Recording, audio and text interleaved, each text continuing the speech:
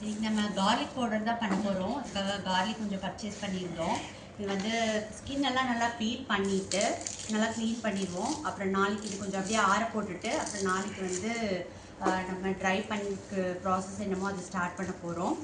Garlic powder எதுக்காக அப்படின்னா பார்த்தீங்கன்னா, கார்லிக் பவுடர் வந்து இன்னொன்று பார்த்தீங்கன்னா, இது நம்ம எந்த கெமிக்கல்ஸுமே எந்த ஒரு ப்ரிசர்வேட்டிவ்ஸும் கிடையாது, கலருக்காக எதுவும் ஆட் பண்ணுறது கிடையாது.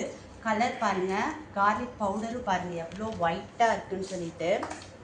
கார்லிக்கும் பாருங்கள் நல்லா பெருசாக நல்ல குவாலிட்டியான கார்லிக் தான் நம்ம வந்து வாங்கி பண்ணிகிட்ருக்கோம்.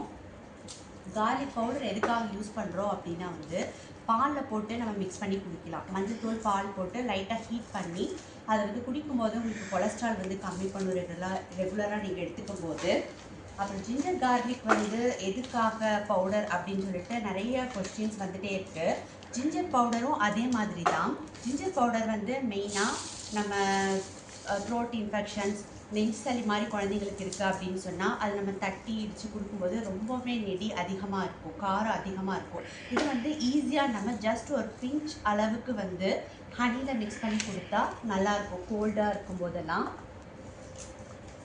அதையும் தாண்டி காமனாக இந்த ஜிஞ்சர் கார்லிக் பவுடர் எதுக்காக அப்படின்னா, நம்ம குருமாஸ் எல்லாம் வைக்கிறோம், கிரேவிஸ் பண்ணுறோம், சிக்கன் கிரேவி, சில்லி சிக்கன் பண்ணுறோம். அதில் வந்து ஜிஞ்சர் கார்லிக் பேஸ்ட் எந்த இடத்துலலாம் யூஸ் பண்ணுறோமோ அதுக்கு பதிலாக வந்து இந்த ஜிஞ்சர் கார்லிக் பவுடர் ஜஸ்ட் வந்து நீங்கள் 100 கிராம்ஸ் யூஸ் பண்ணுறீங்க அப்படின்னா இது 1 டீஸ்பூன் யூஸ் பண்ணாலே போதும். அதுக்கான ஃப்ளேவர், டேஸ்ட் எல்லாமே உங்களுக்கு கிடைக்கும். பிரியாணிஸில் கூட வந்து மிக்ஸ் பண்ணலாம். தேங்க்யூ.